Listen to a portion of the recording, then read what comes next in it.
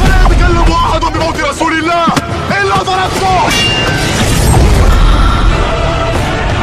جئتك أؤمن بالله وبرسوله وبما شئت به. فقد أعذرت إليكم وأعذرتموني.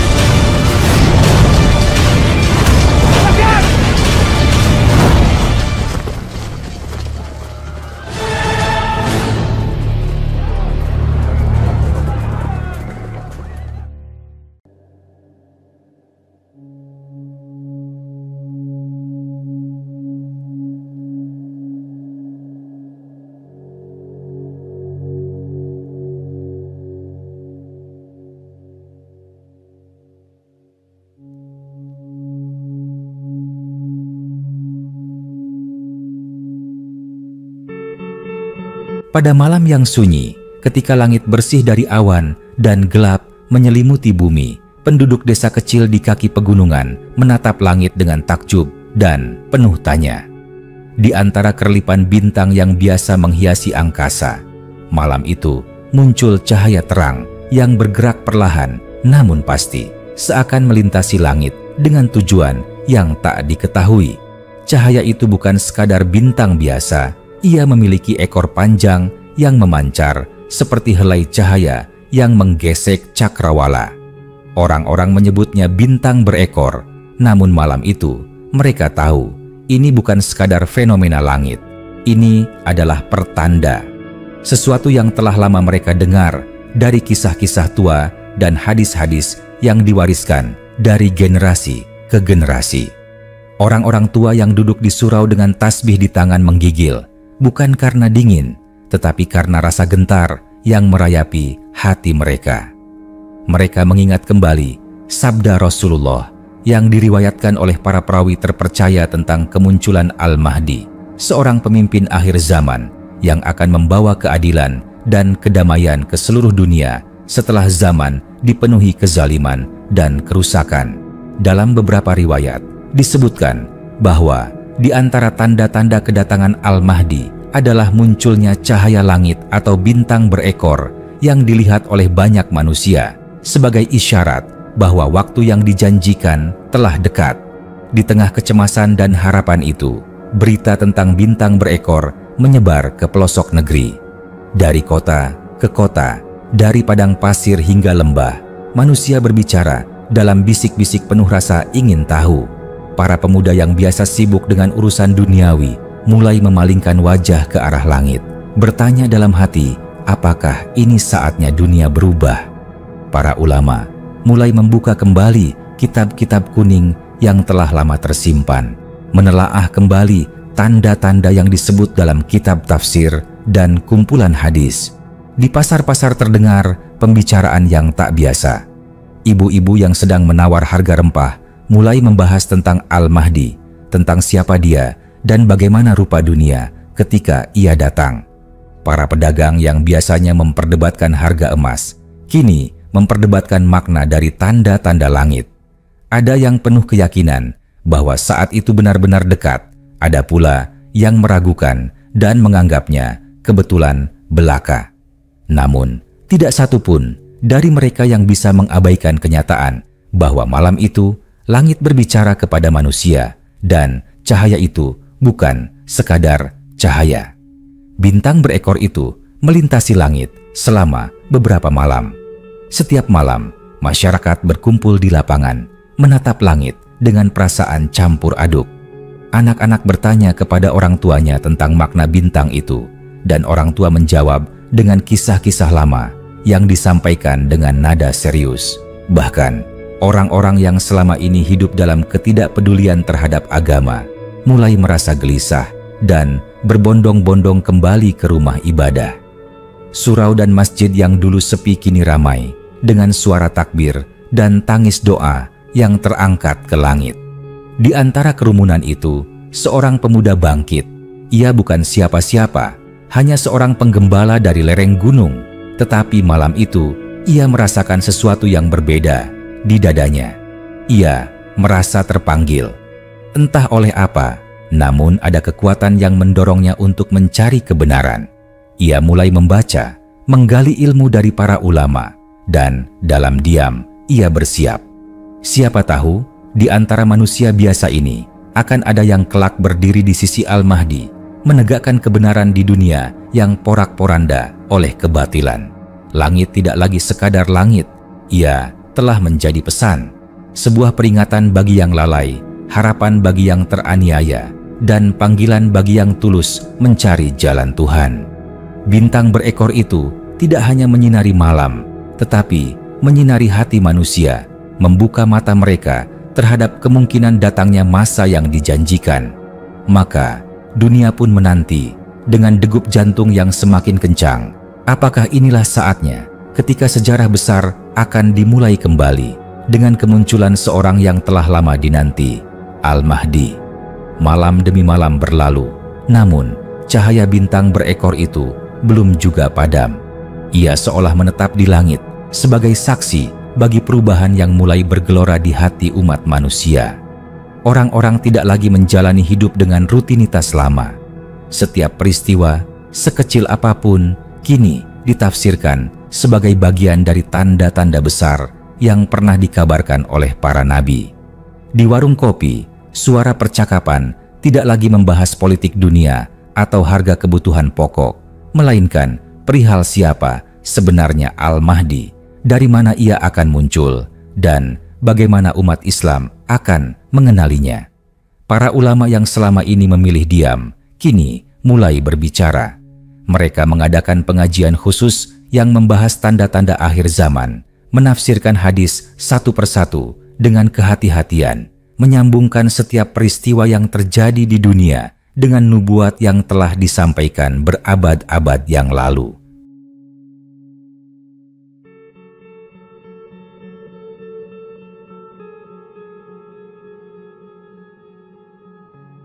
Suara mereka menjadi pelita bagi umat yang tengah mencari arah di tengah gelapnya zaman.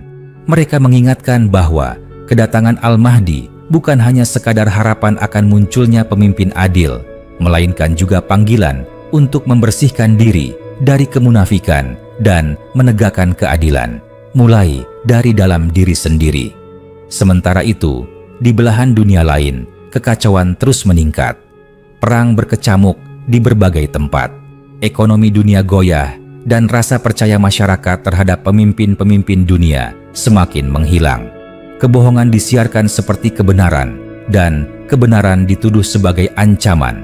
Dunia seperti bergerak menuju puncak dari sebuah ketimpangan besar, seperti malam yang paling gelap sebelum fajar menyingsing.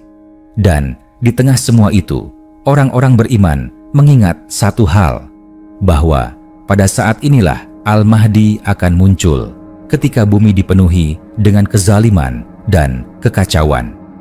Di sebuah tempat yang tidak disebutkan dalam peta, tersembunyi di balik gunung dan lembah, seorang laki-laki yang tidak dikenal dunia mulai merasakan beban yang tidak dimengerti oleh manusia biasa.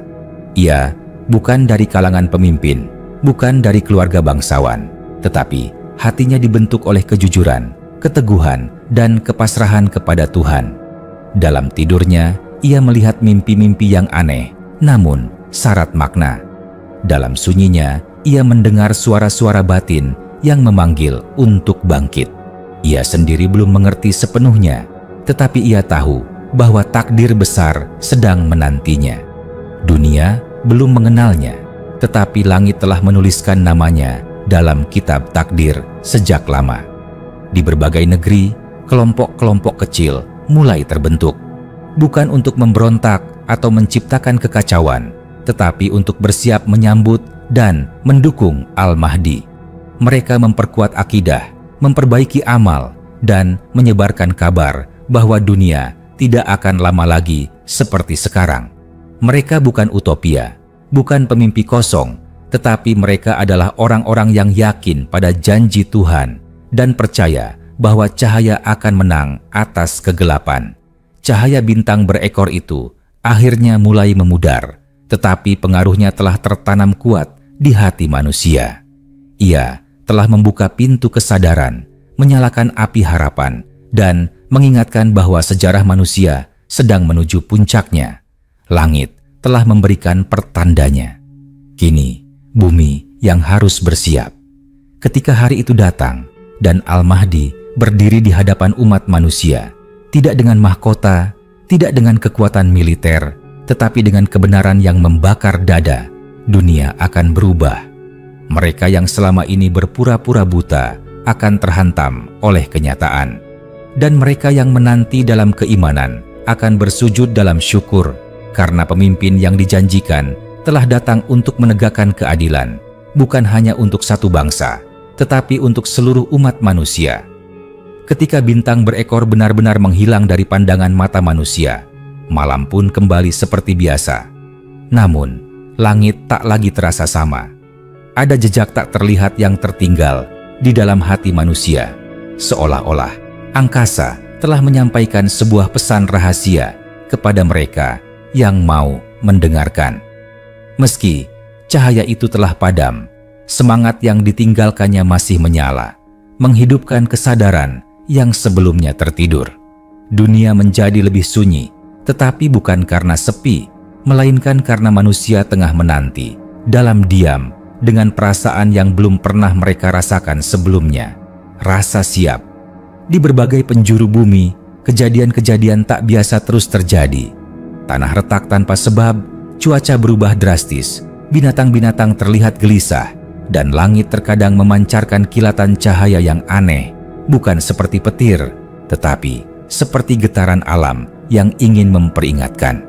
Dalam kitab-kitab lama, semuanya ini telah ditulis, dan kini para pencari kebenaran membacanya bukan dengan mata, tapi dengan hati yang gemetar.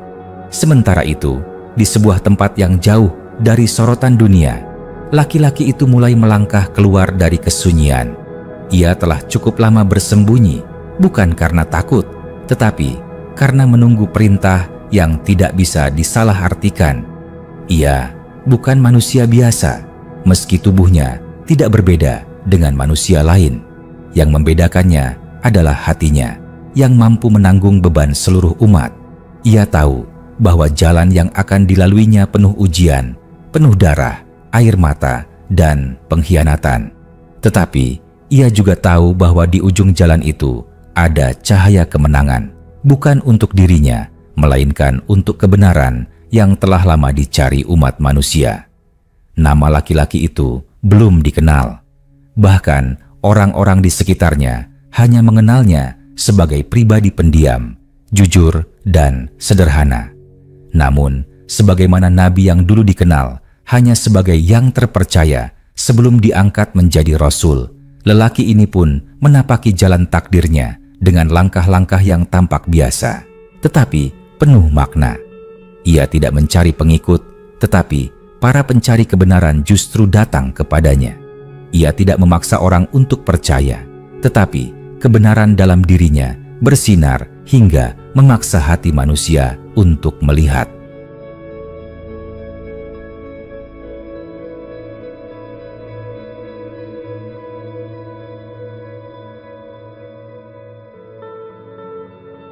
Negeri-negeri yang dahulu saling memusuhi mulai mengalami perubahan.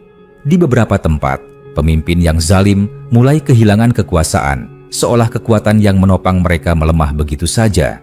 Umat Islam yang selama ini terpecah-pecah mulai merapatkan barisan. Mereka menyadari bahwa perpecahan selama ini hanya melemahkan, dan bahwa kemenangan hanya bisa dicapai dengan persatuan.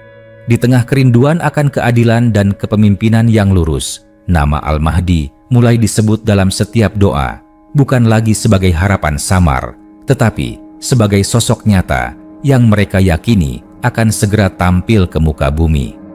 Dan pada suatu waktu yang telah ditentukan, setelah berbagai peristiwa besar mengguncang dunia, Al-Mahdi akan muncul. Ia tidak datang dengan kekuatan pasukan yang besar, tetapi dengan kekuatan kebenaran yang tak terbantahkan. Ia akan dikenali bukan karena ia mengumumkan dirinya, melainkan karena bumi dan langit memberi tanda. Para ulama yang tulus, orang-orang saleh, dan bahkan sebagian dari mereka yang sebelumnya meragukan akan bersaksi atas kebenarannya. Ketika ia berbicara, kata-katanya akan menembus hati. Ketika ia memimpin sholat, para pemimpin umat yang selama ini dihormati akan mundur dan mempersilahkan dia maju, karena mereka tahu bahwa dialah yang dijanjikan. Setelah itu, dunia tidak akan pernah sama. Kezaliman akan dilawan, bukan dengan kekejaman, tetapi dengan keadilan. Kebatilan akan dikikis, bukan dengan kekuatan senjata semata, tetapi dengan cahaya ilmu dan kebenaran. Dan umat manusia yang selama ini mencari-cari makna hidup di tengah hiruk-pikuk dunia modern akan menemukan bahwa jawaban atas segala kegelisahan itu telah ada sejak lama, di dalam iman, di dalam kejujuran, dan di dalam kepemimpinan seorang hamba Tuhan yang telah dipersiapkan untuk zaman ini, Al-Mahdi. Hari-hari setelah kemunculan Al-Mahdi bukanlah masa-masa yang mudah. Dunia yang telah lama terbiasa dengan sistem yang rusak, kekuasaan yang penuh tipu daya, serta nilai-nilai yang menjauh dari fitrah manusia, tidak serta-merta menerima perubahan. Banyak yang menentang, tidak sedikit pula yang menolak dengan keras. Mereka yang selama ini diuntungkan oleh sistem lama merasa terancam. Para penguasa tiran, tokoh munafik, dan para penjaga kekuasaan duniawi merasa bahwa kekuatan mereka mulai goyah. Maka dimulailah ujian besar bagi umat manusia. Di berbagai penjuru, fitnah dan kebohongan dilemparkan kepada Al-Mahdi. Media yang selama ini dikendalikan oleh tangan-tangan gelap menyebarkan kabar bahwa ia adalah ancaman, pemberontak, bahkan dituduh membawa ajaran baru. Tetapi orang-orang yang mengenalnya tahu bahwa ia tidak membawa agama baru. Ia hanya mengembalikan agama kepada kemurniannya. Ia tidak datang dengan janji-janji palsu, tetapi dengan kejujuran dan tekad untuk menegakkan yang benar, sekalipun harus berhadapan dengan seluruh kekuatan dunia. Ujian besar pun datang dari luar. Kekuatan besar dari timur dan barat mulai memperhatikan pergerakannya. Mereka yang selama ini terbiasa mengatur dunia dari balik meja perundingan dan jaringan ekonomi mulai resah. Maka dikirimlah utusan-utusan, dibangunlah strategi, bahkan dilakukan upaya untuk menghentikannya dengan kekuatan militer. Tetapi mereka tidak tahu bahwa kekuatan Al-Mahdi bukan berasal dari dunia, melainkan dari langit. Setiap langkah yang ia ambil telah dituliskan dalam kehendak ilahi. Di tengah tekanan itu, umat Islam mulai menunjukkan jati diri yang sejati. Mereka bersatu bukan karena kesamaan suku atau bangsa, tetapi karena satu akidah. Mereka bukan lagi orang-orang lemah yang hanya bertahan, melainkan umat yang bangkit untuk menegakkan keadilan dan menghapuskan kezaliman. Persatuan yang selama ini hanya menjadi mimpi, kini menjadi kenyataan. Di bawah kepemimpinan Al-Mahdi, barisan umat teratur seperti saf, dalam sholat, rapi, kuat, dan tidak tergoyahkan oleh ancaman dari luar. Al-Mahdi tidak membangun istana. Ia tidak hidup dalam kemewahan. Ia memilih kesederhanaan, hidup seperti manusia biasa, dan tidak meninggikan dirinya. Ia lebih memilih tidur di atas tikar daripada di atas tempat tidur emas. Ia mencontoh jalan para nabi, berdakwah dengan kasih sayang, memimpin dengan keadilan, dan membela yang lemah. Ia memaafkan mereka yang menyesal, tetapi tidak memberi ruang bagi pengkhianatan. Dalam setiap keputusannya, ia meminta petunjuk dari Tuhan, bukan dari hawa nafsu atau tekanan dunia. Kemunculannya juga menyatukan para pemimpin sejati dari berbagai belahan dunia. Mereka datang satu persatu, bukan untuk menandingi, tetapi untuk bersumpah setia. Di antara mereka, ada yang dahulu dikenal sebagai ulama besar, komandan pasukan, bahkan pemimpin negeri. Mereka datang dengan rendah hati, menyerahkan diri di hadapan kebenaran yang tak bisa dibantah. Dan dalam sujud mereka, umat menyaksikan bahwa kebenaran itu telah menang, meski belum sempurna, tetapi sudah menampakkan wujudnya di muka bumi.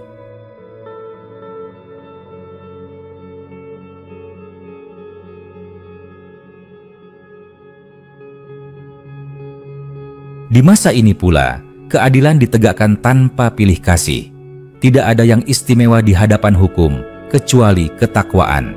Hak-hak rakyat dikembalikan, Kekayaan negeri dibagi secara adil, dan ilmu pengetahuan dikembangkan bukan untuk kepentingan elit, tetapi untuk kemaslahatan umat.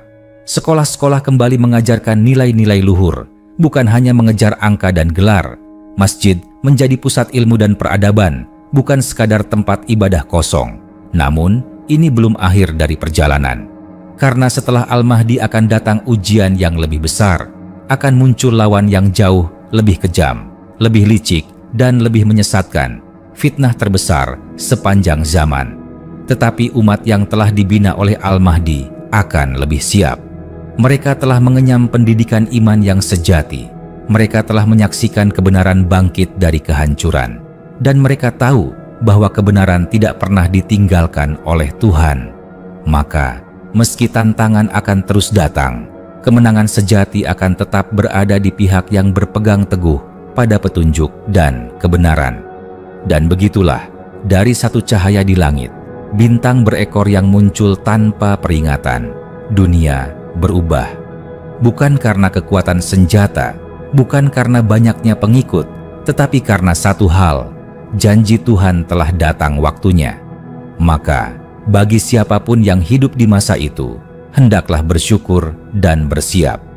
Karena kesempatan untuk menjadi bagian dari sejarah terbesar umat manusia bukanlah milik semua orang, tetapi milik mereka yang hatinya telah siap sejak awal. Hari-hari ke depan menjadi saksi bahwa bumi memang sedang menuju masa yang berbeda. Di bawah kepemimpinan Al-Mahdi, umat manusia perlahan mulai menyadari bahwa dunia yang selama ini mereka anggap tak bisa berubah sebenarnya hanyalah ilusi yang dibentuk oleh kezaliman yang telah mengakar terlalu lama. Kejujuran, keadilan, dan ketulusan yang sebelumnya hanya menjadi semboyan kosong, kini hidup dalam kenyataan. Setiap sudut negeri mulai merasakan angin perubahan. Pasar kembali jujur, pengadilan kembali adil, dan rumah-rumah kembali menjadi tempat ibadah dan kasih sayang. Namun perubahan besar tidak hanya terjadi di tataran sosial dan politik, tetapi juga pada spiritualitas manusia. Jiwa-jiwa yang dahulu kering karena dipisahkan dari nilai-nilai ilahi, kini terisi kembali oleh rasa haru dan ketundukan kepada Tuhan. Ibadah tidak lagi dilakukan sekadar menggugurkan kewajiban, tetapi dilakukan dengan cinta dan penghayatan. Masjid tidak pernah sepi. Sholat malam kembali menjadi kebiasaan, bukan karena diperintah, tetapi karena hati manusia merindukan kedekatan dengan Sang Pencipta. Anak-anak kecil belajar Al-Quran dengan semangat yang tulus, dan orang dewasa berlomba-lomba memperbaiki diri bukan untuk pujian, tetapi untuk diterima di sisi Tuhan.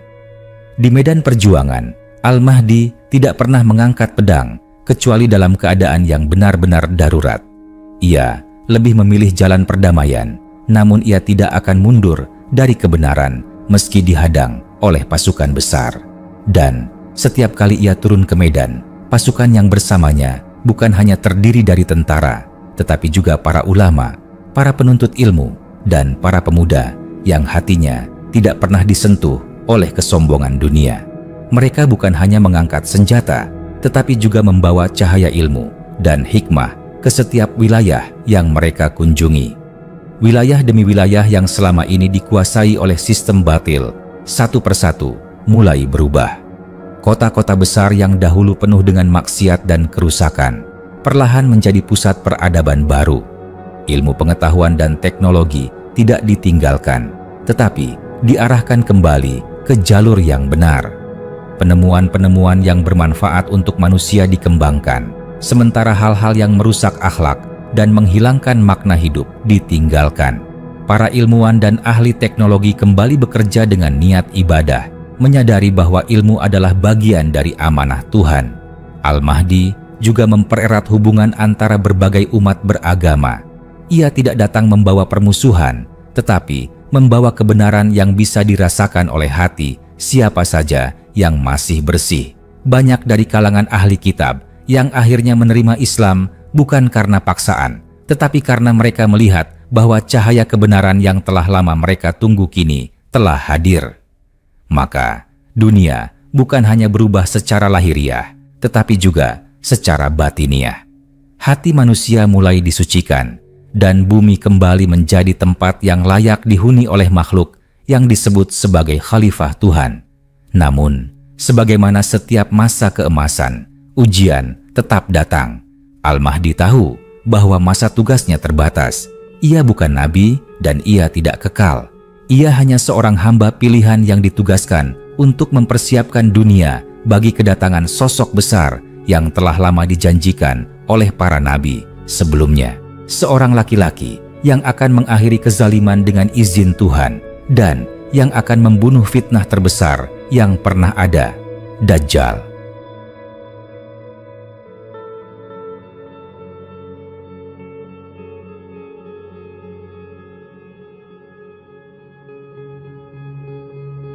Al-Mahdi bukan akhir, tetapi jembatan.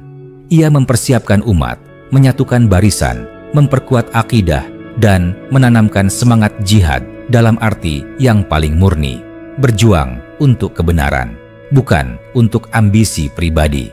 Dan saat ia tahu bahwa waktunya telah dekat, ia tidak gundah. Ia telah melaksanakan tugasnya. Ia telah menyampaikan amanah. Dan kini, dunia siap untuk menghadapi babak terakhir dari perjalanan besar umat manusia. Ketika langit kembali berubah, ketika tanda-tanda besar berikutnya mulai tampak di ufuk, manusia akan mengingat. Semuanya dimulai dari satu cahaya di langit, bintang berekor yang melintasi malam, yang membuka pintu masa kebangkitan, dan yang menandai bahwa zaman kezaliman sedang menuju akhir. Dan setelah masa itu, ketika Al-Mahdi telah menyelesaikan tugas sucinya dalam membangkitkan umat, menyatukan yang tercerai, dan membenahi dunia yang selama ini tertutup debu kezaliman, langit kembali menampakkan tanda-tanda berikutnya. Hari-hari pun mulai memasuki babak yang lebih besar dan penuh ketegangan. Bukan karena kepemimpinan Al-Mahdi goyah, tetapi karena nubuat yang lebih tua, lebih agung, dan lebih menakutkan mulai bergerak ke arah kenyataan. Di tengah kejernihan zaman yang telah diperjuangkan Al-Mahdi, berita mengejutkan datang dari negeri Syam. Sebuah peristiwa langit dan bumi mengguncang wilayah itu. Gunung-gunung seperti bergemuruh, dan langit terlihat merah dalam waktu yang tidak biasa. Para ulama kembali membuka kitab-kitab lama mereka, dan wajah-wajah mereka memucat. Mereka tahu, inilah masa yang telah mereka pelajari sejak muda, saat di mana musuh besar umat manusia akan muncul. Bukan sekadar penguasa kejam, tetapi fitnah yang telah dinubuatkan oleh para nabi, yang kekuatannya mampu membolak-balik hati manusia. Dialah Dajjal. Al-Mahdi, dengan keagungan yang tetap bersahaja, tidak menunjukkan ketakutan. Ia tahu tugasnya belum selesai. Ia bukan yang akan membunuh Dajjal, tetapi ia adalah penyangga terakhir, pengokoh benteng keimanan sebelum bala bantuan dari langit turun. Maka, ia mengumpulkan umat, menyeru mereka untuk memperkuat keyakinan, meninggalkan cinta dunia, dan berpegang teguh pada kebenaran. Karena Dajjal bukan hanya membawa fitnah lahiriah, tetapi juga fitnah batiniah, membuat yang batil tampak benar, dan membuat yang benar tampak batil. Sementara itu, dunia kembali bergejolak. Setelah masa tenang dan adil bersama Al-Mahdi, fitnah Dajjal mulai menguji segala yang telah dibangun. Banyak yang tergoda dengan keajaiban-keajaiban palsu yang dibawa oleh makhluk satu mata itu. Ia menurunkan hujan di tanah tandus, menyembuhkan orang sakit, bahkan menghidupkan yang mati.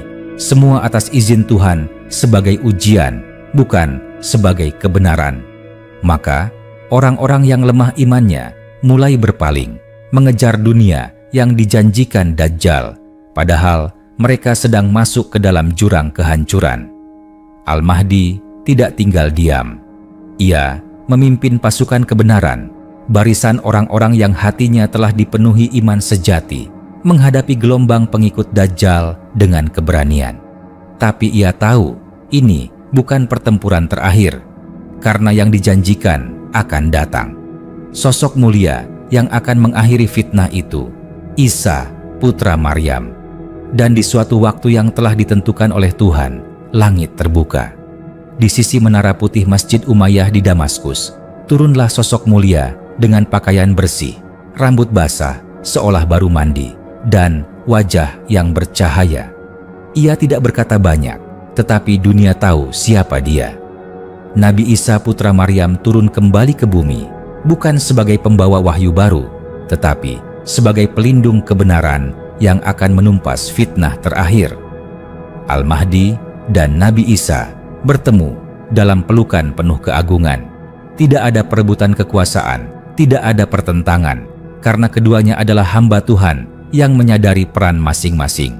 Al-Mahdi menyerahkan kepemimpinan salat kepada Nabi Isa, namun Nabi Isa menolak dan mempersilakan Al-Mahdi memimpin sebagai bentuk penghormatan atas perjuangannya membangun kembali kejayaan umat. Maka salat itu menjadi saksi sejarah bahwa langit dan bumi bersatu, bahwa kekuatan kebenaran tidak lagi berasal dari satu tempat, tetapi dari kesatuan iman yang tak tergoyahkan.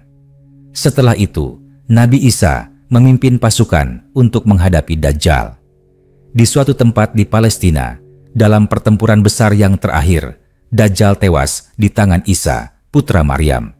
Fitnah terbesar umat manusia pun berakhir. Dunia kembali damai.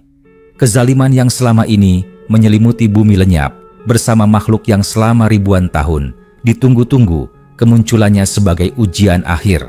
Al-Mahdi setelah semua itu mengakhiri tugasnya dengan tenang. Ia tidak mencari kehormatan, tidak menagih balasan. Ia hanya menjalankan amanah besar dari langit. Dan ketika masanya telah tiba, ia wafat dengan damai, dan umat mengiringi kepergiannya dengan air mata, bukan karena kehilangan seorang pemimpin, tetapi karena kehilangan cahaya yang telah memandu mereka dari kegelapan ke jalan terang.